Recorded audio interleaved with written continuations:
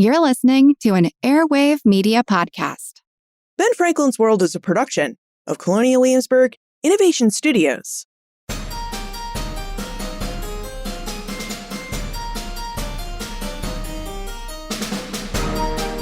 Hello, and welcome to episode 370 of Ben Franklin's World, the podcast dedicated to helping you learn more about how the people and events of our early American past have shaped the present-day world we live in. And I'm your host, Liz Covart. Happy Halloween. In honor of the 31st of October and All Hallows Eve, we're going to investigate a historical incident of witches and witchcraft. Malcolm Gaskill is an Emeritus Professor of Early Modern History at the University of East Anglia in Norwich, England. He's also among the foremost experts on witches and witchcraft in the early modern world. Now, although Malcolm's study of witches and witchcraft is mainly focused on England, his newest book, The Ruin of All Witches, Life and Death in the New World, focuses on a witchcraft trial that took place in Colonial, Massachusetts in 1651, 41 years before the infamous Salem witchcraft trials in 1692. During our investigation of witches and witchcraft, Malcolm reveals how people understood witches and witchcraft in early modern England and how those ideas translated to 17th century Massachusetts. Details about the colonial settlement at Springfield, Massachusetts, which is located in the Connecticut River Valley, and how a married couple in Springfield, Hugh and Mary Parsons, came to be accused and tried for witchcraft in 1651. But first, did you know that the Colonial Williamsburg Foundation runs the world's largest museum dedicated to helping you investigate and explore the history and origins of the United States? As the world's largest United States history museum, Colonial Williamsburg always has a lot of research, activities, and programming taking place all year round. To stay up to date with what Colonial Williamsburg and its scholars are discovering about the past, and to explore its wide range of activities and programming, sign up for one of its email lists at benfranklinsworld.com/CW subscribe. Again, to sign up for one of Colonial Williamsburg's email lists, visit benfranklinsworld.com/CW subscribe. Okay, are you ready for some serious history about witches and witchcraft? Let's go meet our guest historian.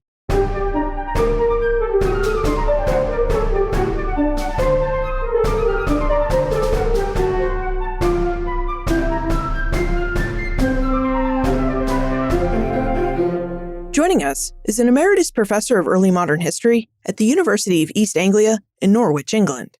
He's one of the leading experts in the history of witchcraft, with 4 of his 7 books dedicated to this topic, including Witchfinders, a 17th century English tragedy, and Witchcraft, a very short introduction. His most recent book is also about witches and witchcraft. It's called The Ruin of All Witches, Life and Death in the New World. Welcome back to Ben Franklin's World, Malcolm Gaskill. Thank you very much indeed, Liz. It's great to be here. Thanks for having me back. And it's been a while too, Malcolm. I think the last time we spoke was in episode 49, when we talked about your then new book, Between Two Worlds, How the English Became Americans. And I have to say, as we researched your biography for this episode, it seems like Between Two Worlds may have been an outlier in your publication history in that all of your other books really do focus on witches and witchcraft. So I wonder if we could begin our conversation with having you tell us what fascinates you about witches and witchcraft. For a historian like me, they're just a very good way into understanding past mentalities and social relations. You can see all sorts of things in there, like the development of law and of literacy and of popular culture. All early modern life is there in a witchcraft trial, and you can really see how those things fit together. I think the other thing for an early modern historian like me is that witchcraft cases are a very good way of understanding not just, an alien lost world, but understanding change. Because witchcraft accusations are always rather awkward, difficult, frustrating things for the people who are involved, and they're never straightforward. And in some of that kind of indecision, we can really see a transition between some older ways of thinking and something which we would think of as modernity. Speaking of those older ways of thinking, most of your books concern the history of witches and witchcraft in early modern England. Would you provide us with a very short introduction to witches and witchcraft in early modern England and tell us how the people in England understood witchcraft during the early modern period, which is the period that took place roughly between 1400 and 1800? Witchcraft really is the idea that somebody would form a pact with the devil and would use the devil's power for illegal ends. So that could be bewitching your neighbor's chickens, or it could be forming a pact with the devil, which was an act of apostasy, really, or of heresy even. But really, when we talk about witchcraft in early modern England, we're really talking about the crime of maleficium. That's the crime of ordinary people in ordinary neighborhoods accused by their neighbors of causing harm. So it could be threatening their families and their children, or it could be threatening their livestock or their crops and so on. So all the things in these very precarious lives that were extremely precious to people could theoretically be threatened by witches. That really was the kind of dark fantasy of what witches were supposed to do. So in the early modern period, the belief in witches is absolutely endemic, widespread. Suspicions are a little less common. It's not that everyone is obsessed with witches all the time. But when we actually get to public accusations, and particularly trials and executions, they're much less frequent. They're a much rarer occurrence than I think that people sometimes think. So we're really talking about the period roughly between 1560 and 1680, something like that, with a kind of spike in the reign of Elizabeth I in the 1580s and 1590s, and then another spike in the 1640s and 50s around the time of the English Civil War and the Revolution. So witchcraft accusations, trials always kind of feed on social disquiet, social anxiety, economic problems and political uncertainty as well. So it sounds like witchcraft may have been used to explain what seemed unexplainable during times of great social change. Well, that's a very common way of thinking about witchcraft. We look backwards from our vantage point. It's very difficult to understand what witchcraft meant as an idea at the time. So we tend to think we have all sorts of ways of explaining things, scientific ways, mechanistic understandings of the universe. And we think they didn't. Therefore, they had to try and explain things in another way. But if we go backwards in time and think about it from them, our ancestors looking forward, in their world, they weren't trying to explain things. It was just the explanation, although it wasn't consensual. And the idea that, if livestock died or a child was sick, there was very rarely consensus about the fact that that had been caused by witchcraft. It's just that some people believed it. Other people thought that there wasn't really the evidence that you could rely on to actually prove that that was the cause. What would have counted as witchcraft or be seen and understood as witchcraft by people living in England during this 1560 to 1680 period? The evidence for it was often very scant. It could really just be hearsay that, say, a neighbour had a bit of a reputation for using magic, maybe for good ends, maybe for healing and so on.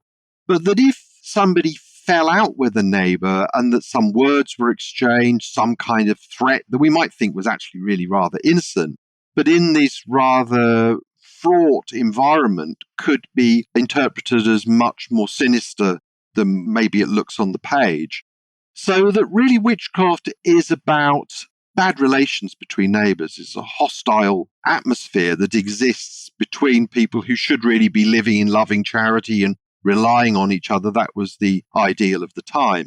So that really what counts for witchcraft is whatever somebody claims and is prepared to go to law to sue for. It's the idea that somebody has malevolent intent towards you and that they are using this illicit magic, the devil's power, in order to further their interests, particularly to get revenge. In his latest book, The Ruin of All Witches, Malcolm turns his study from witchcraft in early modern England to witchcraft in colonial North America. Specifically, he turns his attention to witchcraft in 17th century Massachusetts. Malcolm, did the colonists who settled in 17th century Massachusetts understand witches and witchcraft in the same ways that we've been talking about in early modern England? The concept is pretty much identical. Let's not forget that the people who lived in Massachusetts in the 1640s and 1650s, many of them had been born in England. They called themselves the English, or actually in Springfield, quite a lot of them are Welsh. But they consider themselves to be English. They consider New England not to be something different from England, but kind of an outlier. It's quite hard for us to think about this now, in the same way it's difficult for us to conceptualize witchcraft. But their identity was very much still rooted in the old world and connected to it. So it wasn't just that they had ancestors and relatives there, they considered themselves still to be part of that world. And of course, many settlers travelled back to England temporarily or went back permanently. So they're still very kind of culturally and emotionally connected to where they'd come from. So that their mentalities and their ideals and their beliefs are actually really very similar to those that one would find in the British Isles at that time. The difference, I suppose, is that they were facing particular kinds of challenges to make a world for themselves out of as they saw it, the wilderness. I was actually going to ask about this idea of the wilderness and environment and how they impacted the colonists' understandings of witches and witchcraft. Because in our mind, and in the movies that we've all seen about witches and witchcraft, we picture England as a place with small towns and farm fields. We don't really picture England as having a lot of forests and trees, but in 17th century Massachusetts, there were a lot of forests and trees because they hadn't been fully cleared to support farming or the construction of small little New England towns. So Malcolm, what does having these forests filled with indigenous peoples and animals surrounding the colonists' new settlements mean for these early Bay colonists' understandings of witches and witchcraft? Yeah, I think the wilderness is a physical thing and it's also a state of mind. And that really those two things get fused together in the colonial imagination. So that having said that these people are essentially culturally English, inevitably they feel that they're a long way from home. Homesickness is very common in the colonial experience of that time, and that's sometimes why people really do decide to throw in the towel and go home again.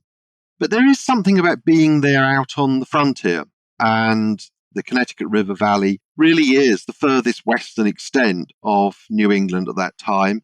And there's a lot that they are afraid of and a lot they don't know about. There's this kind of slightly fairy tale-ish, nightmarish world about being, at the edge of this great river, lost on the edge of a forest with all these kind of unseen dangers, Native Americans, wolves, so that there is this existential threat that they face, which is just not really present in the same way in England.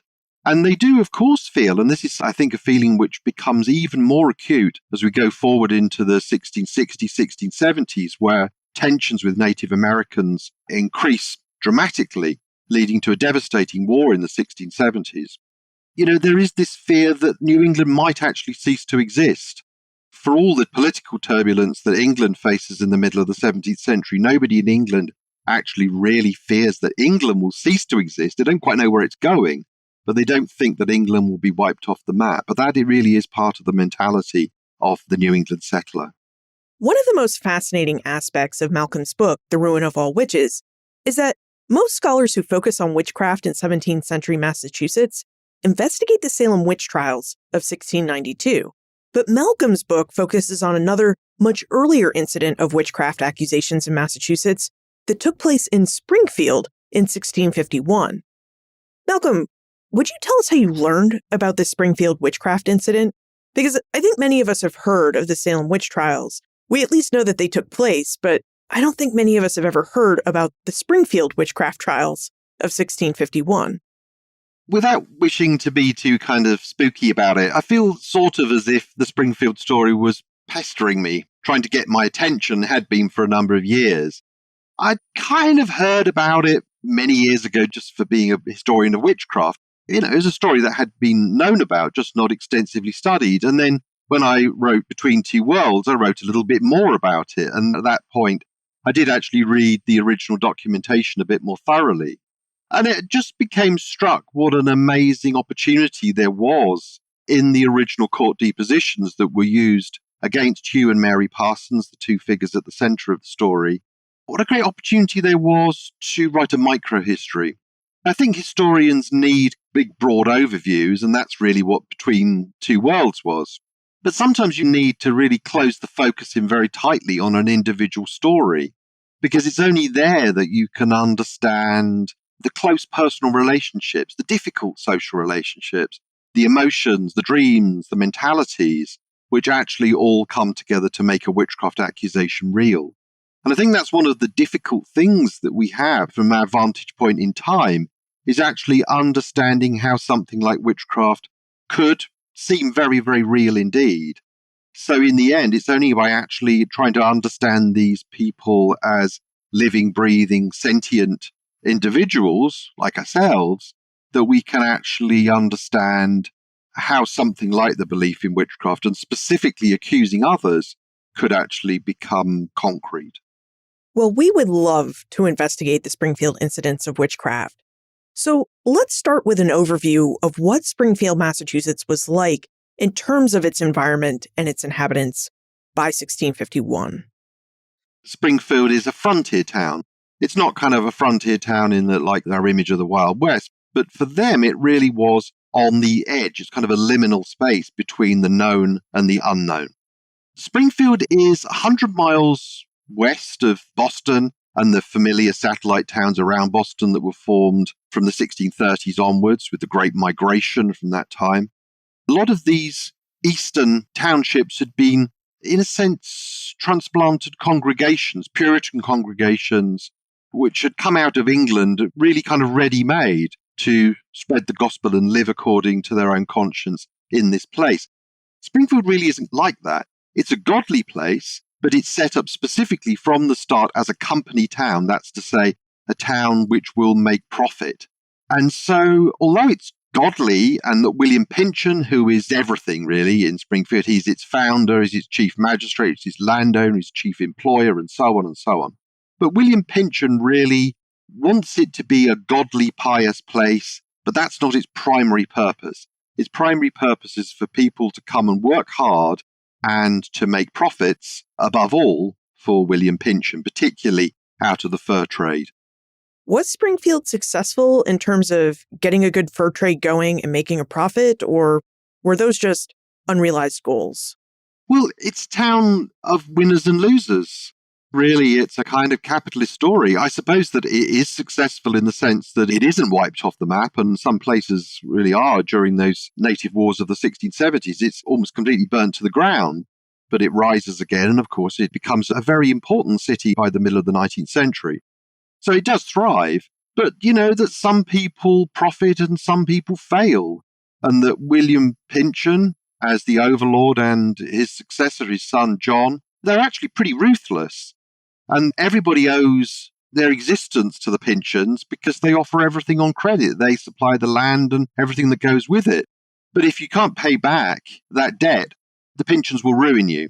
And so it's a very kind of harsh environment. In the period that we're talking about, the middle of the 17th century, there are only about 40-odd households, about 100 people, something like that, from the start, because Springfield is founded in about 1635, 1636. Pynchon has restricted this because he doesn't want the number of people there to outstrip the resources. Boston, for example, has kind of grown apace. You know, people arriving in Boston by the later 1630s, there's nowhere for them to go. They have to go down the muddy river, which is as kind of unappealing as it sounds, because actually the resources get used up very, very quickly indeed.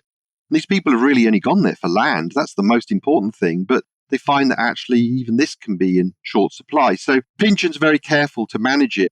I think a lot of the early success or the opportunities that Springfield affords are due to his careful management of the balance of land and resources, and also the political relations with local Native Americans, which Pynchon is pretty careful about.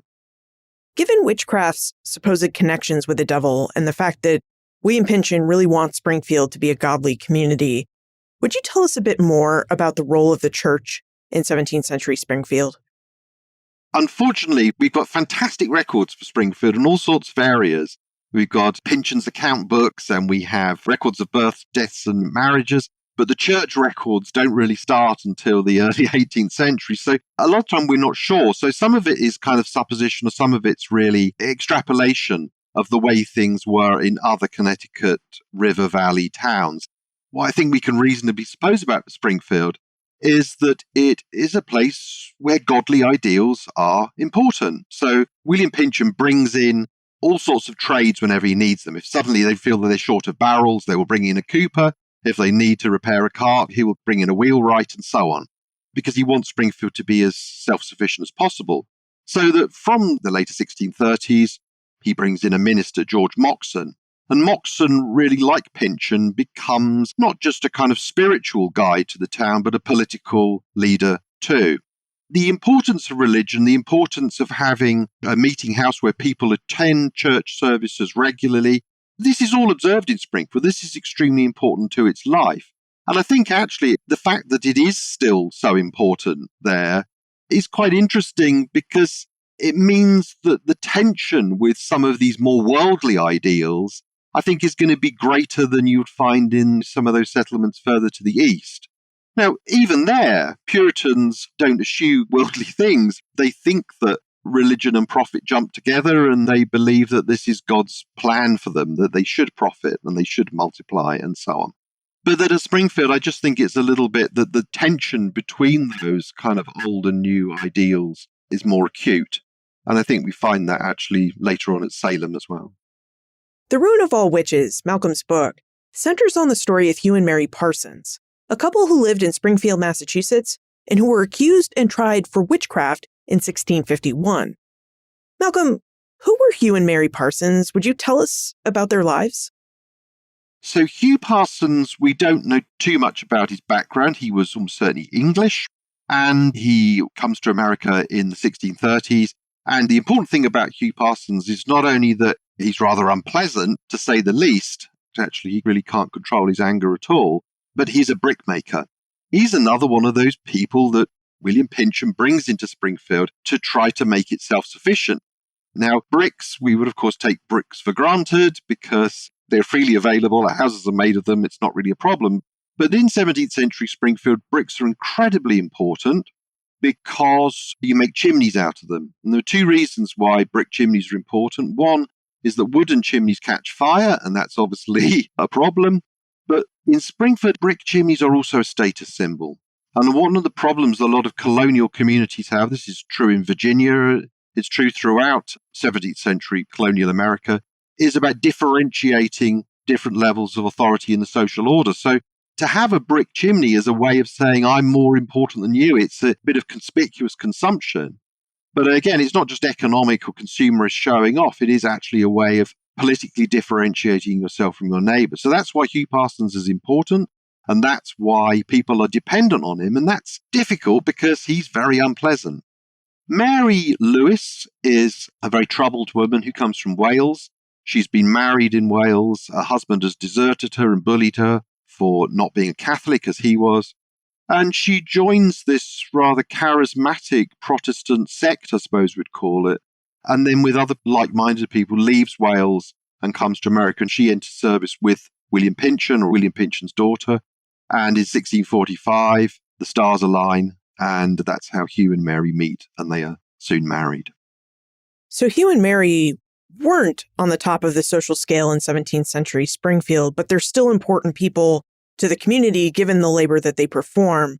So it sounds like they were probably in the middling to lower end of the town social scale. Mm-hmm. Yeah, that's certainly right. So they live in the south end of the town, and it's very difficult to describe to listeners what a town looks like on a map, but we might think of it as a sort of ribbon development. It's a long, narrow place, really following the contours of the Connecticut River, and the main street runs right along that. And so the town grows along this. People have planting grounds to the west and their woodlots to the east. But of course, so the town tends to sort of grow vertically. And they're right down the south end, which by the 1640s, that's really where newcomers are being settled. So you're moving further and further away from the hub of power. So the further you move away from the centre, the more kind of ambiguous I think your status can become. But with Hugh Parsons, the importance really is that he makes bricks. And that's what really, more than anything else, makes him valuable, but also brings him into conflict with his neighbours. Malcolm, what do you think we need to know about Hugh and Mairi and their family to best understand why they were accused of witchcraft in 1651?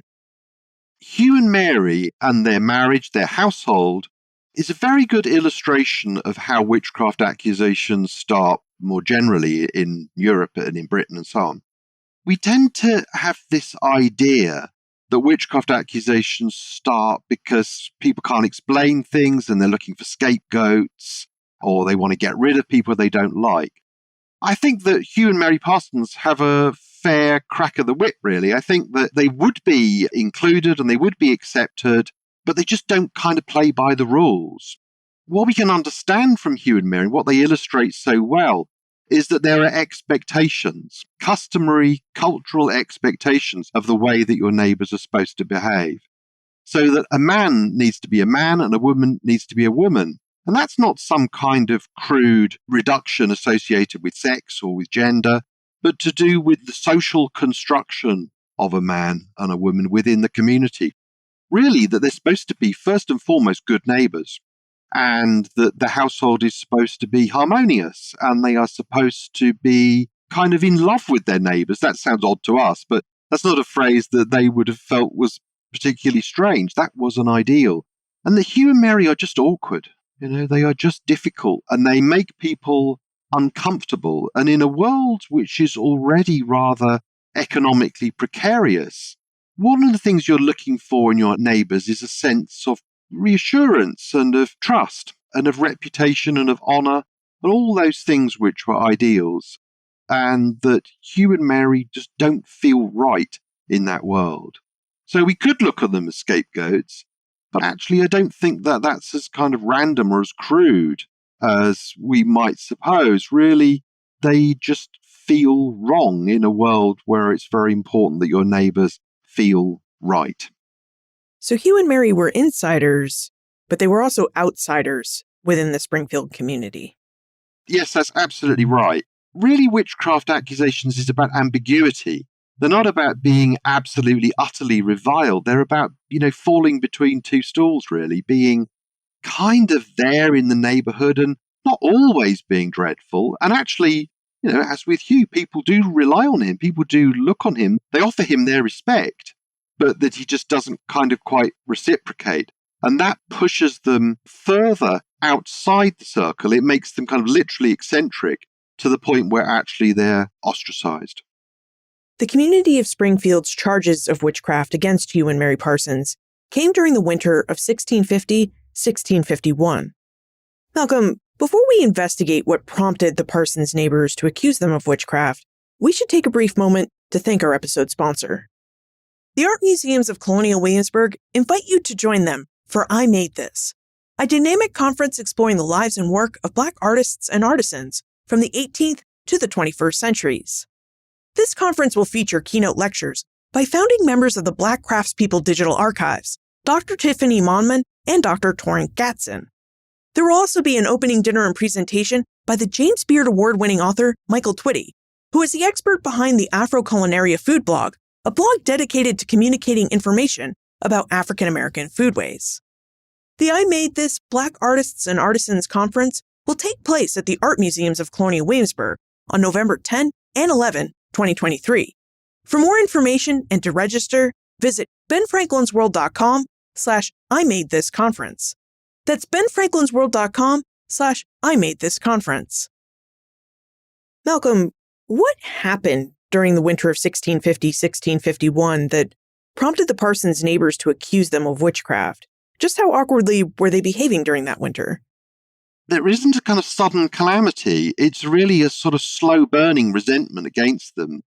It's their reputation. And of course, in this world, reputation is a matter of life and death, really. If you don't have a good reputation with the neighbours, you simply can't live in that community. And that reputation is sort of being eroded gradually, bit by bit, so that this kind of trust, which is so important, is really edging into suspicion and actually into naked hostility. The people in Springfield do feel the existential danger of the old world too. There's a civil war going on in England between 1642, and it's still not being resolved. In 1649, of course, Charles I is executed. Charles I is their king. Some of them perhaps didn't love him that much, but there is this feeling that the old world is being turned upside down and that they're actually part of that too. I think that does affect them. But much closer to home, you see from 1647 that there are witchcraft trials creeping up the Connecticut Valley.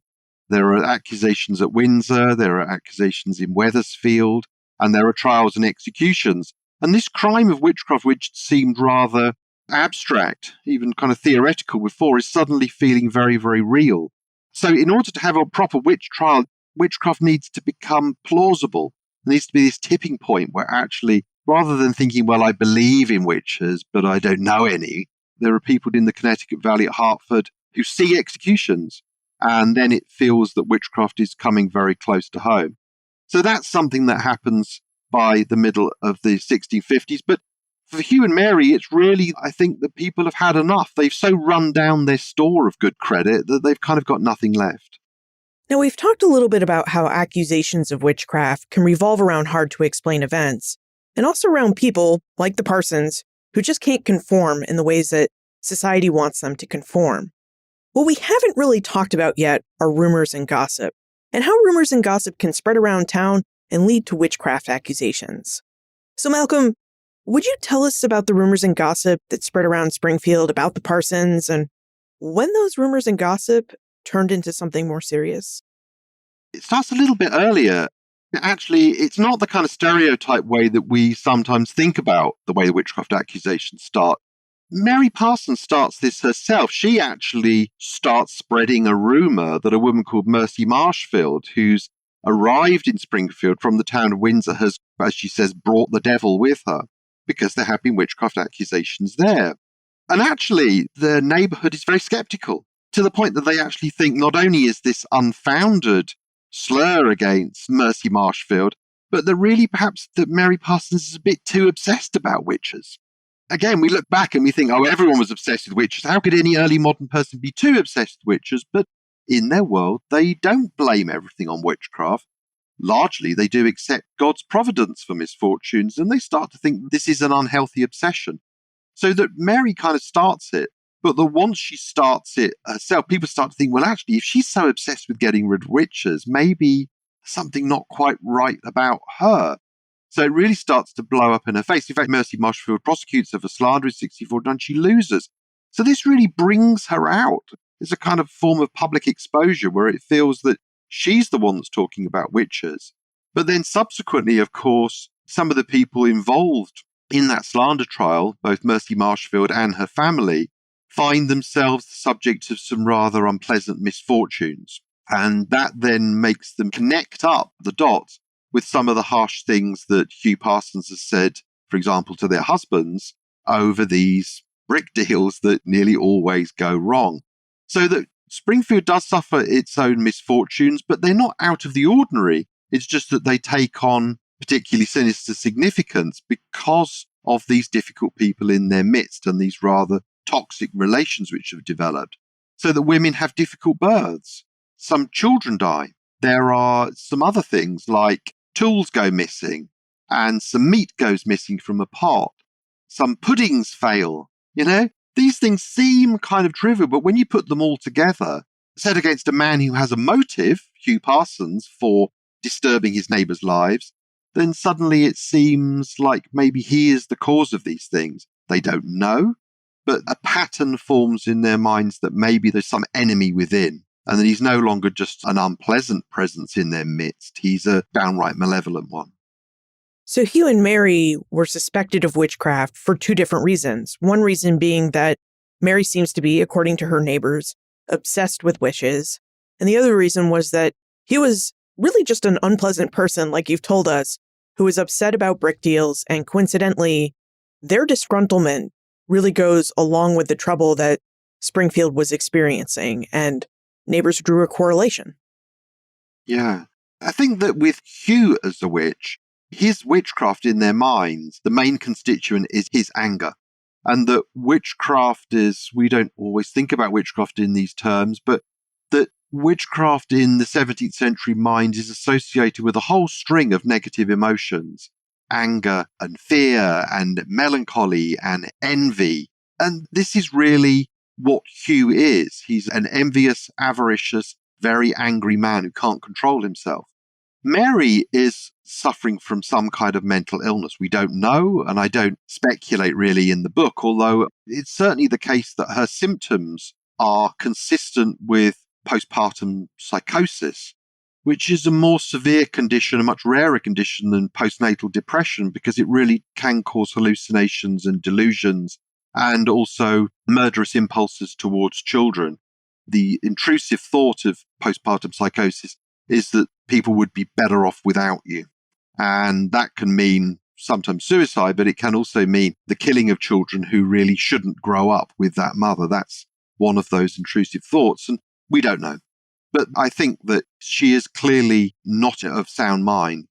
She's not stigmatized for mental illness, but her mental illness means that she is not in the swim of things, and she is not behaving in the eyes of her female neighbours, particularly in the way that they would want her to. So Hugh and Mary's neighbors suspected them of witchcraft. What happened next? What was the process for residents of Springfield to make a formal accusation of witchcraft against the Parsons and to bring the Parsons to trial to answer their accusations?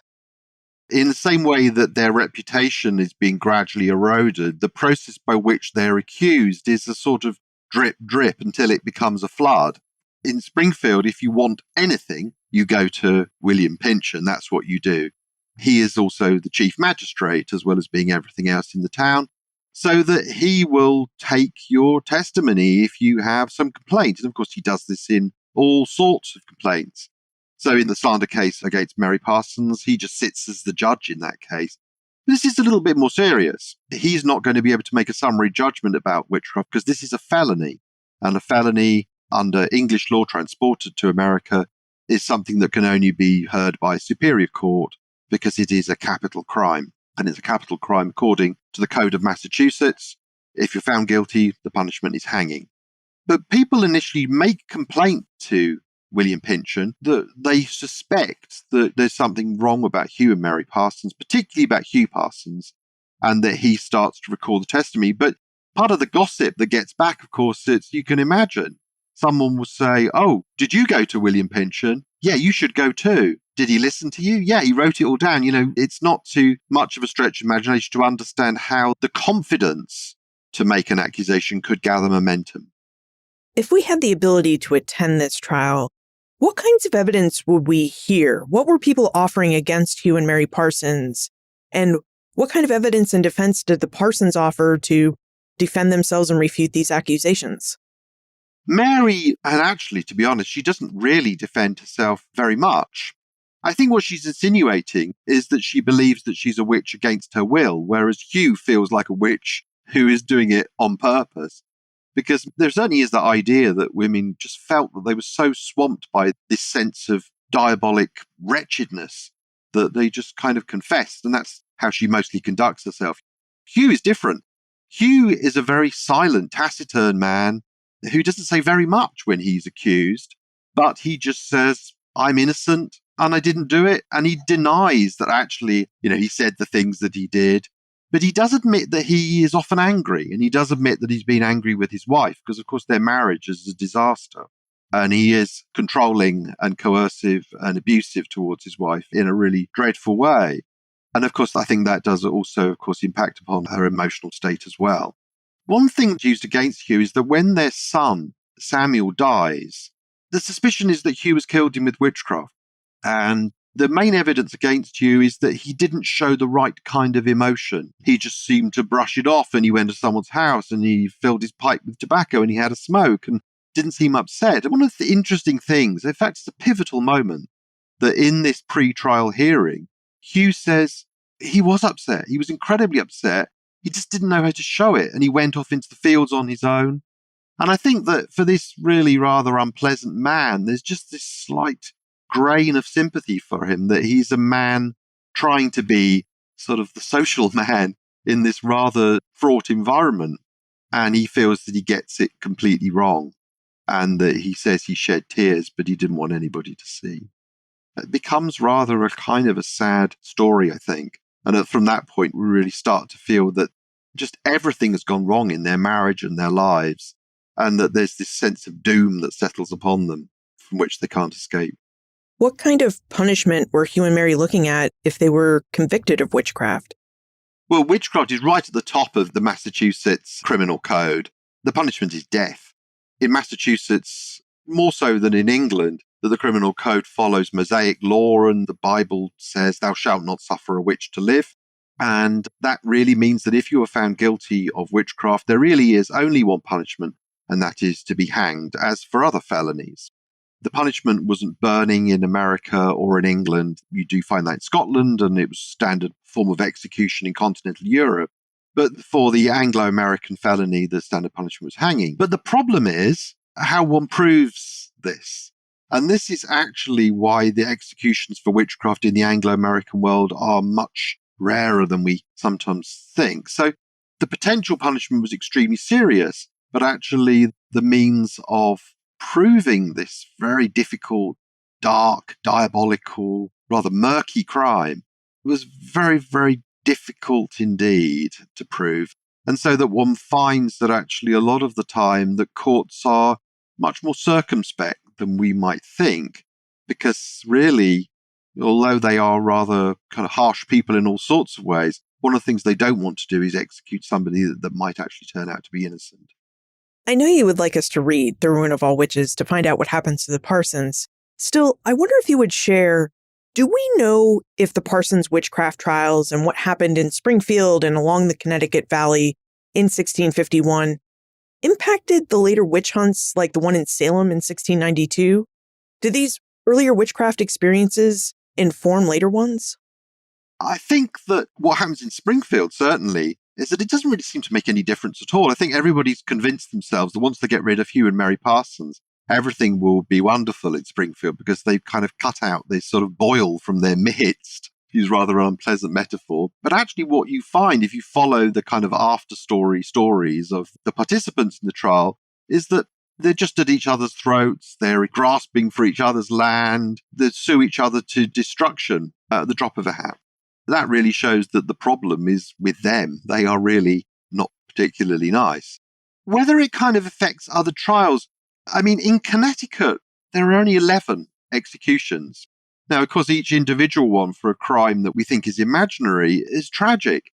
But we're talking about 11 executions between 1647 and 1663, and that's it. Even in Massachusetts, we're seeing really very few cases between the 1650s and the 1690s, and even fewer executions. And that's really why what happens at Salem is such an odd aberration. It's not in the middle of anything. It's rather really peculiarly right at the end, with no particular build-up to it. It's just a perfect storm of all the factors that come together to make a witch hunt possible that just all kind of happen at the same time. And that's really why it is so severe. Whether Springfield does this directly or indirectly, you find that by the 1660s in Connecticut, the overriding feeling is skepticism. Not necessarily skepticism of witchcraft, but certainly skepticism of the kind of evidence under which somebody could be reliably convicted. And that's really the difference that does for the crime of witchcraft, not just in America, but in Britain and in Europe too. Along very different kind of timescales, but in the end, it's very difficult to prove that witchcraft doesn't exist, but it can be legislated that you need certain kinds of evidence. And of course, in New England, there's always been an accent on proving the covenant with Satan. And that's really a very hard thing to do. And that, as you see at Springfield, and it's something which the court in Boston is already feeling awkward about, what we're really relying on is hearsay. It's the testimony of neighbours who say that they think that somebody has got it in for them. And in the end, actually, even 17th century courts don't feel that that's enough.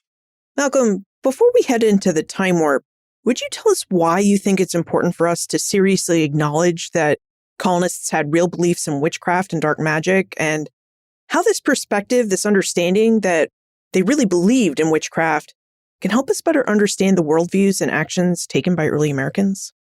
I think that witchcraft is such a good way of understanding mentalities that are not wholly different from our own, but are significantly different.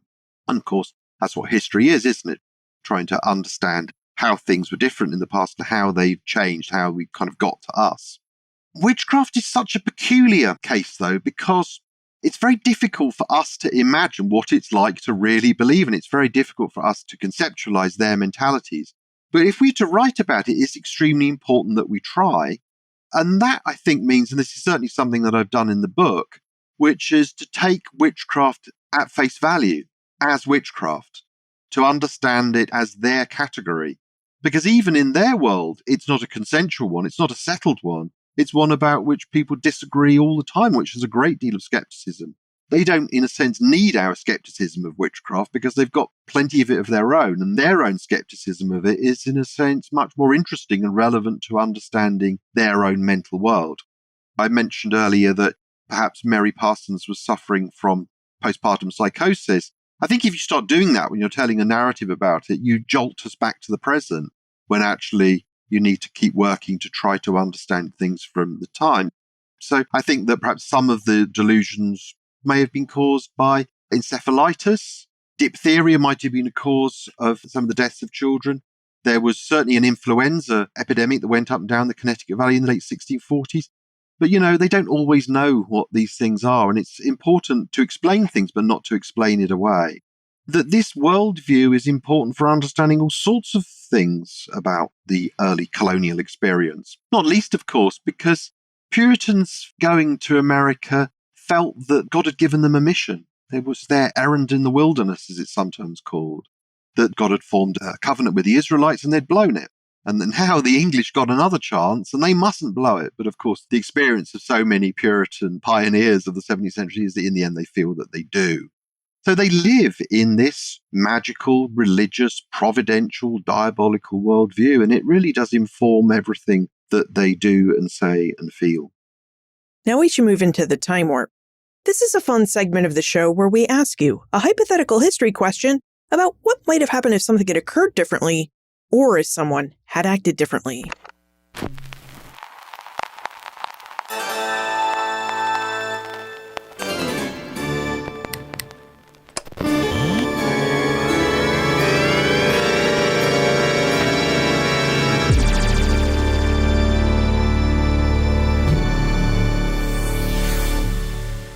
So in this case, Malcolm, in your opinion, what might have happened if you and Mary Parsons had never married? Do you think the residents of Springfield still would have set their witchcraft accusations and proceedings in motion if these two had not joined forces and remained single?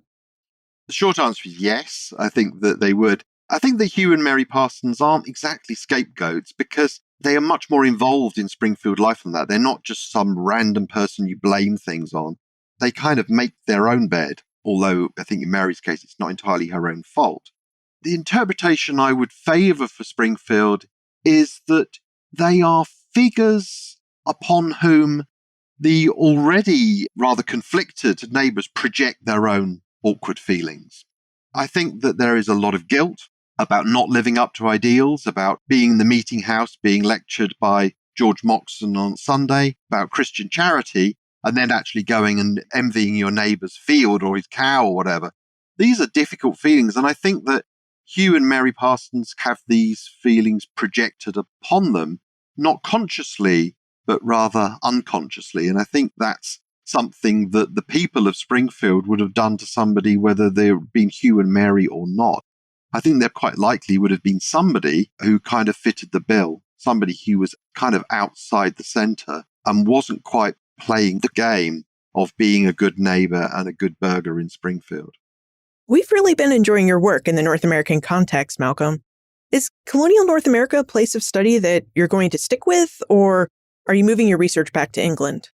Well, I'm actually writing something completely different at the moment. I'm working on a book about prisoners of war and partisans in Second World War Italy. I know that might seem on the face of it wildly different, but in many ways it has grown out of the epilogue, which I provided for The Ruin of All Witches, where I do kind of break the fourth wall. I describe what it's like to be a historian actually uncovering a story, and that's really what the whole of this book will be about, how we tell stories about the past and about the temptations to flights of fancy and how in the end we have to be guided by documentary sources. And when there are gaps, well, quite often we have to be silent on that subject. If we have more questions about Hugh and Mary Parsons or witchcraft and witches in the early modern period, where's the best place to reach you? You can Google me and you'll probably find all sorts of interviews and articles and things that I've written. You can, of course, look for my books on Amazon or some other respectable outlet, and that would tell you much more than I can ever tell you in a podcast about my ideas and interests. And you can follow me on Twitter. I tweet quite a lot, and I have quite a lot of tweets there about witchcraft and other matters as they arise. So at Malcolm Gaskill, do follow me. Malcolm Gaskill, Thank you for rejoining us and for helping us better understand witches and witchcraft in 17th century English America. Well, thank you so much for having me. It's been a real pleasure, Liz. When studying witches and witchcraft throughout early America and the early modern world, it is important that we accept witchcraft as colonial Americans understood it, as a real phenomenon. As Malcolm reminded us, anytime we try to look at witches and witchcraft as a method that colonial Americans used to explain away the unexplainable, we bring our present-day world and present-day ideas into the early modern world. This action clouds our understanding of past peoples, places, and events because we end up removing them from their true time and context. If we understand witches and witchcraft as real early modern phenomena, then we can see what witchcraft accusations can really show us. The nature of bad relationships colonial Americans had with their neighbors. As Malcolm stated, witchcraft is a good way for us to try and understand mentalities that are significantly different from our own. History is the study of people and societies over time. We study people, places, and events over time to better understand how we developed into the people that we are today. And part of developing this better understanding means we don't need to dismiss or explain away witchcraft incidents. We just need to accept them for what they were, conflicts between neighbors that some colonial Americans blamed on witches and dark magic. Look for more information about Malcolm, his book, The Ruin of All Witches, plus notes, links, and a transcript for everything we talked about today on the show notes page. benfranklinsworld.com/370. Friends tell friends about their favorite podcasts, so if you enjoyed this episode of Ben Franklin's World, please share it with your friends and family. Production assistance for this podcast comes from my colleagues at Colonial Williamsburg Innovation Studios, Joseph Edelman, Katie Schinnebeck, Ashley Bachnight-Claybrooks, and Ian Tonat. Breakmaster Cylinder composed our custom theme music. This podcast is part of the Airwave Media Podcast Network. To discover and listen to their other podcasts, visit airwavemedia.com. Finally, what other stories of witches and witchcraft would you like to investigate? Let me know. Liz@benfranklinsworld.com. Ben Franklin's World is a production of Colonial Williamsburg Innovation Studios.